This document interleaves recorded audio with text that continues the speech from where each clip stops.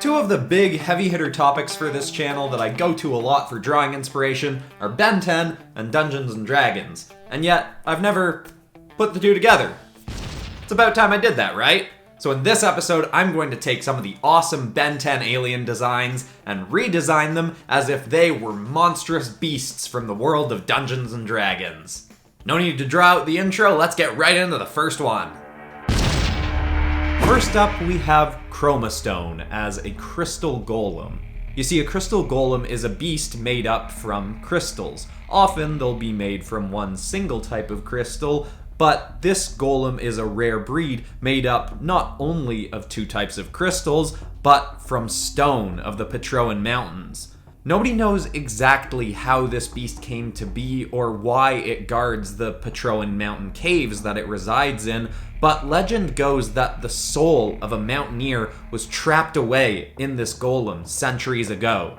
The journals of this brave hiker, referred to by locals as Benjamin the Tenacious, was found in the mountain and ended abruptly with a passage about him tracking a dangerous sorcerer into the mountain caves. His notes spoke of how the caves were rumored to possess very powerful crystals that could enhance the abilities of any magic user exponentially. Since Benjamin's disappearance, this golem, made of those fabled crystals, has guarded the caves from any intruders who might come looking to mine the crystals for themselves. The beast not only fends off miners with its size and strength, but with magical shockwaves of energy that it can shoot from its spiked arms and from its single glowing green eye. Now for drawing this golem, I was super excited right when I had the idea. I thought it would be super cool. I admittedly took inspiration from Crystal Golems and Crystal Guardians. Crystal Guardians, I think, more often have the floating limbs and body parts separated, and I just really liked that idea and wanted to work it in, and I'm super glad I did. But the tricky part of this one was the lighting. I had to think about it a lot more because I knew I wanted to have the golem inside a cave, and the only light sources being the green parts of this character, both the sort of lightning tendrils going between its limbs holding them all together, and the green crystals on its back and eye and in its sort of stomach area. So instead of just knowing, oh, the light is the sun and it's coming from up here, I had to, with every limb, think about what different parts of the character were illuminating those parts of the body and think about where the shadows should be most intense. It took a lot more brain power than some of my coloring usually does, but I think it paid off because I think it looks really cool, especially contrasting with the really dark environment of the cave around it. So I hope you all like our Crystal Golem Chromastone.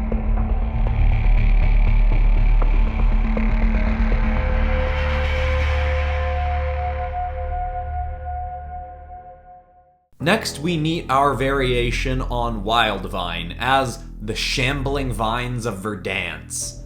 This monster wanders the swamplands of Verdance, attacking any who seek to harm the land's creatures and residents. Because this creature can blend itself into the trees and waters and plant life, it is impossible to find when it desires to stay hidden.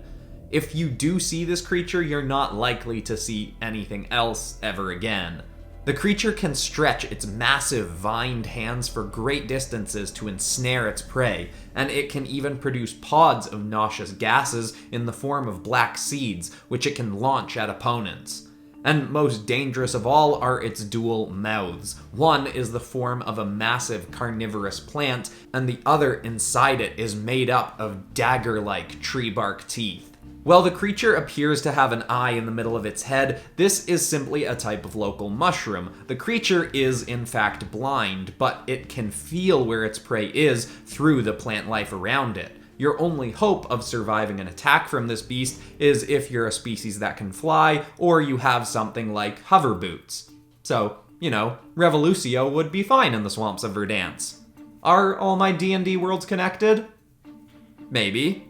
Now this was the drawing that inspired me to make this video, along with some suggestions from people to do this video, because I just had the idea so quickly. I've been wanting to draw WIldvine for my last few Ben 10 videos, but I don't know why I haven't. I guess I just always had different ideas that I liked more, but this was a perfect fit, drawing WIldvine, which I've been wanting to do, and turning him into a Shambling Mound, which is by far my favorite kind of D&D creature, I think, besides, maybe dragons, hydras, that kind of thing. But I really, really love Shambling Mounds. I think they're so cool. They're fun to draw in the same kind of way that Venomized characters are, because you can just do so much texturing and weird tendrils all over, and it's just really freeing, and I can draw shapes of vines however I want, and it can all look fine as long as I render it out nicely. So it was super fun to do. The version I ended up drawing is basically like a hulking, more monstrous version of what WIldvine already looks like. Because WIldvine kind of is a Shambling Mound, sort of. And of course the story had some inspiration from Swamp Thing from DC Comics, because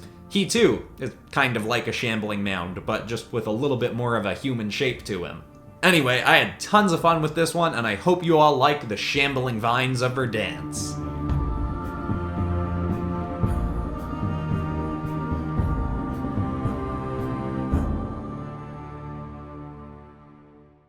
When I'm doing this kind of video, I usually have a middle bit in between the 4 drawings where I jump in and talk about an artist I've been inspired by for this video, or something like that, but couldn't really think of anything for this one.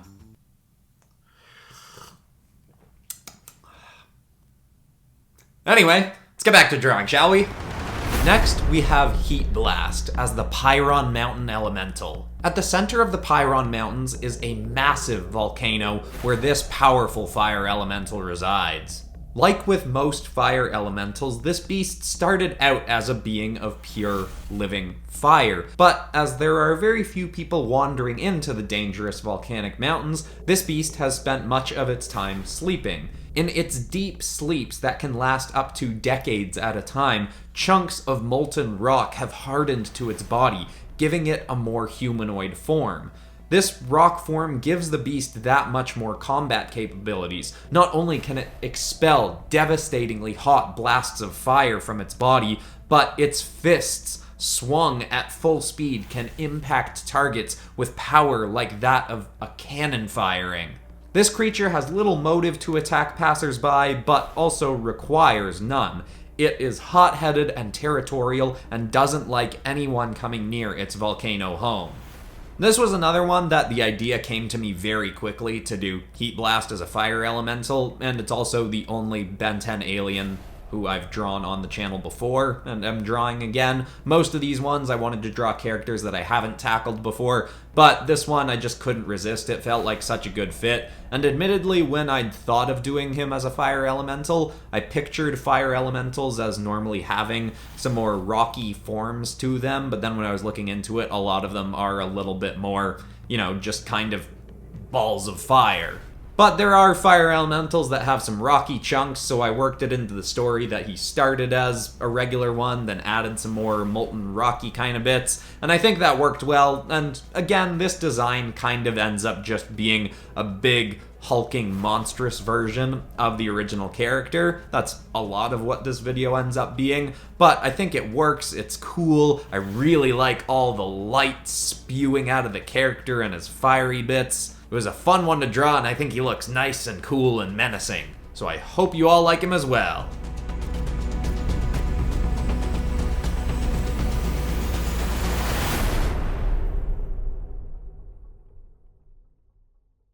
Finally for today, we have SpiderMonkey as the Great Blue Girallon. They're larger than a normal Girallon, standing at around 16 feet in height, and their menacing roar can be heard for miles across the mountains, warning hikers to stay away. The blue fur of these Girallons is known to be quite sticky as a result of the species' unusually viscous sweat. This stickiness can help the apes climb even the most treacherous stretches of mountain. This, as well as their extra arms. These Girallons also only have 3 fingers on each hand, unlike their fellow species mates, who have the more humanoid 5 fingers per hand. They also have 2 red marks above their brows that can appear from a distance to be an extra set of eyes. While they do only have the 1 set of eyes, this marking can work to give the creatures a more menacing appearance to any beasts that might think to attack them. It's a good built-in intimidation method. So I guess this is the only creature for the video where I made a species as opposed to an individual creature. That wasn't really a conscious thing, I just thought there doesn't only need to be one of this thing, there can be a whole bunch of them. And admittedly, this drawing took a lot less time than the others. I'm still trying to work out a method for rendering fur that I really like. I like how this one turns out enough, but I think my fur rendering can still use some work. And that's not something that I practice a lot because a lot of the stuff I draw doesn't have fur. So I don't have many opportunities to work on that on the channel, but that's something I should probably try tackling on the side. For this one, I was taking inspiration from the regular design for SpiderMonkey, as well as the gorilla version of him, the ultimate version of SpiderMonkey, because I really wanted to do something with a Girallon. In fact, I'd actually considered making forearms into a Girallon because, you know, he's got 4 arms, they have 4 arms, I could do a kind of big red ape kind of character, but I've drawn 4 arms a lot, I've never drawn SpiderMonkey on here, and I was like, this is a more fitting fit, I guess. And I mean, you know, SpiderMonkey has the 4 arms, and I like the idea of working a tail onto this gorilla character, although had to put it farther into the distance given the pose that I drew the character in. I thought about adding some more spider-like qualities, but nothing really fit in a way that I liked, and I thought with the blue fur and the stickiness of the fur, I had enough of the spider part of SpiderMonkey in here, without going too over the top on the spider elements. I don't know, maybe people disagree. Should I have added more spider stuff? Let me know in the comments. But besides that, I'm pretty happy with how this one came together, so I hope you like the last creature of the video, the Great Blue Girallon. Am I saying Girallon right? Probably not. Anyway, here you go.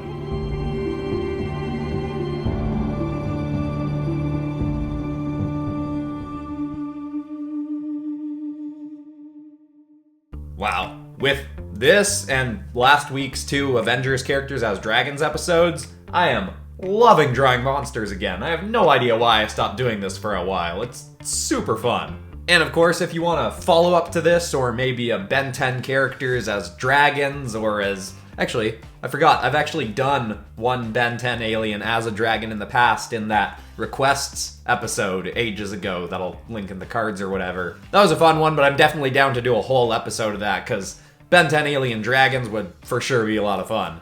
But give me any kinds of requests you've got in the comments below, so I'm pretty sure this episode was requested by a few people. I'm sorry I can't remember who all requested it, but there were some people. And if you're new to the channel, make sure to check out some of the other Ben 10 episodes or those dragon episodes I mentioned. Done Ben 10 aliens as Super Saiyans, Venomized, whole bunch of stuff. But besides that, that's all for today. I'm Christian Pearson. This has been PopCross Studios, home of the nerdiest art videos on YouTube, and I will see you all in the next one. Goodbye, everybody.